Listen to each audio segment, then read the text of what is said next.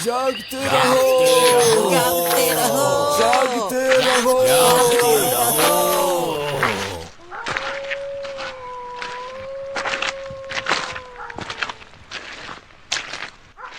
শীত আসার সাথে সাথেই গ্রামে শুরু হয়েছে ছিঁচকে চোরের উৎপাত। কয়েক মাস ধরে গ্রামের সর্বত্র চুরি হয়ে চলেছে। তাই গ্রামের মানুষ অতিষ্ঠ হয়ে রাত জেগে পাহারা দিচ্ছে এই ঘচুগঞ্জের রাস্তায় রাস্তায়।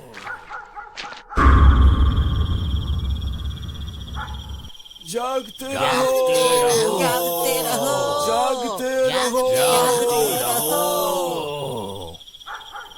পাঁচু ফিসফিস করে বলল, কি গো গুরু, আজকে কি নেপাল খুলো বাড়িতে চুরি করতে যাবে নাকি? বলছি কি অন্য কোনো বাড়িতে গেলে হতো না? জানো তো কেমন যাদের লোক, ধরতে পারলে পেয়ে দিয়ে পাঠ করে দিবে। তো একটু চুপ করবে কি? নেপাল খুঁড়ো ভাবছে কি যে ওর বাড়িতে চুরি করার ক্ষমতা আমাদের নাই? আজ দেখিয়ে দেব ঘুঁচু চাইলে নেপাল খুঁড়ো কেন, রাজপ্রাসাদে চুরি করা কোনো ব্যাপার নয়। পাঁচু আর ঘেঁচু এই ঘচুগঞ্জের নাম করা ছিঁচকে চোর। প্রত্যেকের ঘরেই টুকটাক চুরি হাত সাফাই সে করেই ফেলেছে, আর তাদের জন্যই গ্রামের মানুষ অতিষ্ঠ হয়ে উঠেছে। আশপাশটা ভালো করে তাকিয়ে ফুরুক করে ঢুকে গেল নেপাল খুঁড়োর বাড়িতে। নেপাল খুঁড়ো এই গ্রামের গণ্যমান্য একজন বয়স্ক ব্যক্তি। বিয়ে করেননি, একাই থাকেন, কিন্তু সম্পত্তি খুব একটা কম নেই।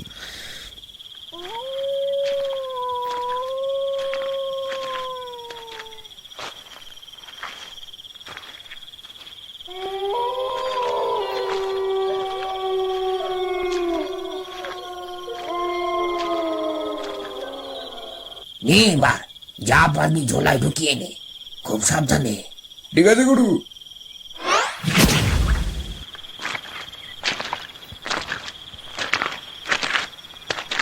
এই দাঁড়া, একটু দাঁড়া।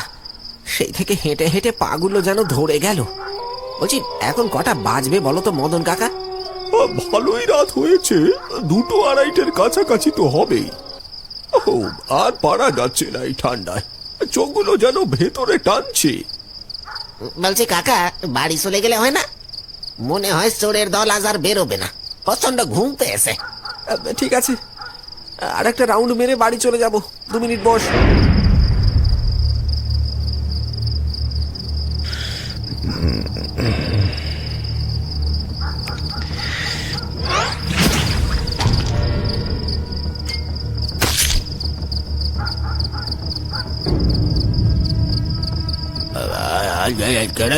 কেড়ে রান্নাঘরে দাঁড়া, আজ তোদের মজা দেখাবো।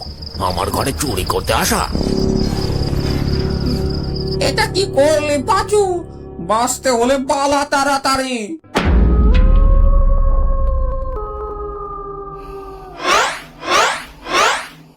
চোর চোর চোর, কে কোথায় আছিস? তাড়াতাড়ি আয়, চোর চুরি করে নিয়ে পালালো।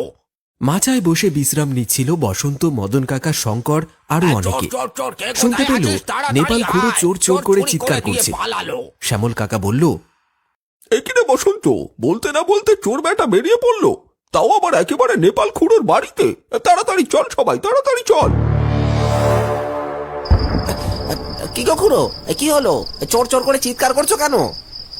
আর বলিস না, চোর বেটার এত সাহস যে আমার ঘরে চুরি করতে আসে।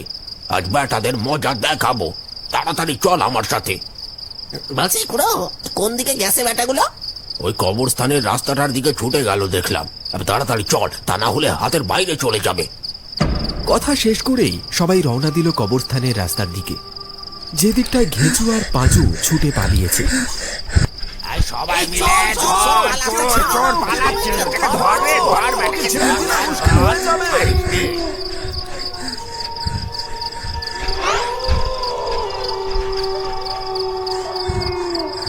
এবার কি করবে গুরু?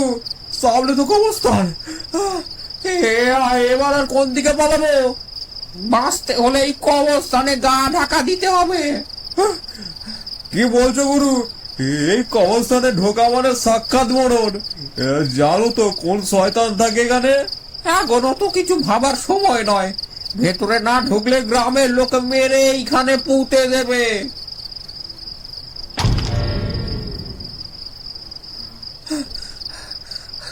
বলছি গুরু, এবার কি করব?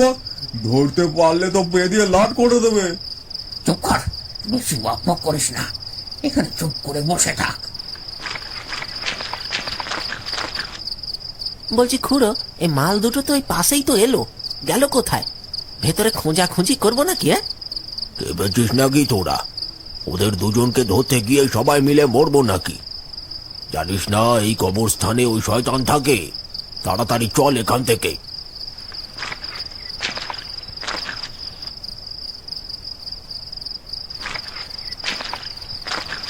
বলছি গুরু, ওরা চলে গেছে। এবার তাহলে চলো পালাই এখান থেকে। শুনেছি জায়গাটা ভালো নয়, বিপদ হতে পারে। তুই চুপ করবি কি? তুই নিজেও মরবি আর আমাকেও মারবি। এখন বাইরে গেলে বেঁচে যাবি ভেবেছিস? ধরতে পারলে মেরে এখানেই পুঁতে দেবে। গ্রামের মানুষ তাদের পেছনে ধাওয়া করেছে। মানুষের হাত থেকে বাঁচার জন্য পাঁচু আর ঘেঁচু ছেদি পুকুরের ওই ভয়ঙ্কর কবরস্থানটায় আশ্রয় নিয়েছে। চারিদিকে ঘুটঘুটে অন্ধকার, বন্য শিয়ালের চিৎকার পরিবেশকে যেন আরো ভয়ঙ্কর করে তুলেছে। চল পাচু, এবার এখান থেকে মানে কেটে পড়ি। ঝোপঝাড় ভেঙে বেরিয়ে এলো ঘোঁচু আর পাঁচু। ততক্ষণে গ্রামবাসীরা সবাই কবরস্থান ছেড়ে গ্রামের দিকে রওনা দিয়েছে। আশপাশটা ভালো করে দেখে নিয়ে পালাতে যাবে, ঠিক তখনই কাউকে দেখে থমকে দাঁড়িয়ে পড়ল তারা।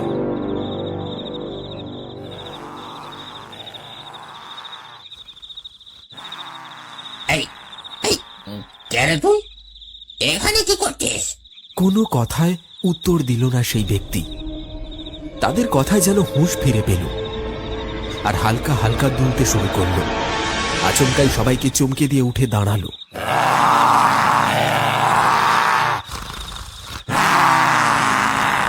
গুরু, এটাকে তার মানে এই শয়তান এখানে থাকে?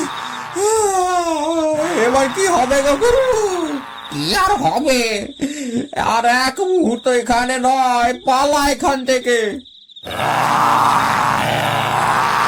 তারা পালাতে যাবে, তৎক্ষণাৎ সেই মূর্তি ঝাঁপিয়ে পড়ল পাঁচুর ওপর। তারপর এক কামড়ে গলা থেকে তুলে নিল এক খামচা মাংস। ফিনকি দিয়ে বের হচ্ছে রক্ত, মরণ যন্ত্রণায় চিৎকার করছে পচা।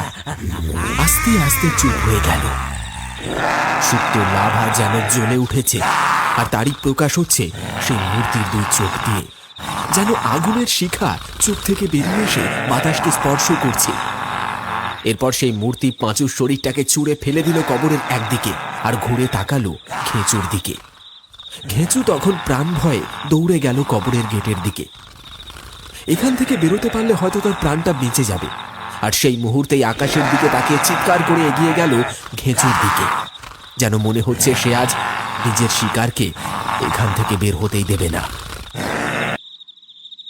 কেলো করেছে? এ তো গেটে তালা মারা।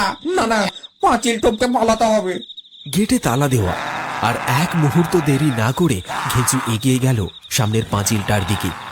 যা হোক করে পাঁচিলটা টপকাতে পারলে হয়তো সে নিজের প্রাণটা বাঁচাতে পারবে। অন্যদিকে সেই পিশাচ শিকার না পাওয়ার রাগে ক্ষোভে চিৎকার করতে করতে এগিয়ে আসছে ঘেঁচুর দিকে। ঘেঁচু পালাতে যাবে, ঠিক তখনই কেউ যেন তার পাটা টেনে ধরল। টেনে হিচড়ে হিচড়ে মাটিতে নামিয়ে আনলো ঘেঁচুকে। ওরে বাপরে, মরে গেলাম রে। কোমরটা মনে হয় ভেঙে গেল রে। এ বাবা, এই শয়তান যে আমার কিছু ছাড়েনি।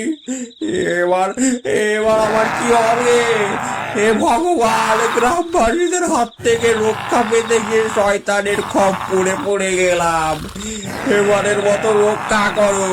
আমি কথা দিচ্ছি, চুরি করা ছেড়ে দেব। ঘেঁচুর কথাটা শেষ হওয়া মাত্রই সেই পিশাচ ঝাঁপিয়ে পড়ল ঘেঁচুর উপর। খপ করে মুন্ডুটা ধরে পটাশ করে ঘুরিয়ে দিল উল্টো দিকে। একটাও টু শব্দ করার সুযোগ দিল না খেজুকে, আর তার নিজের শরীরটাকে টানতে টানতে নিয়ে চলে গেল কবরস্থানের ভেতরের দিকে।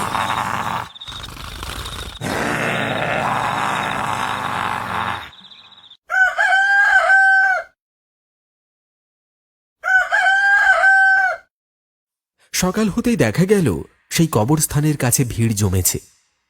দলে দলে লোক এগিয়ে যাচ্ছে সেই কবরস্থানের দিকে।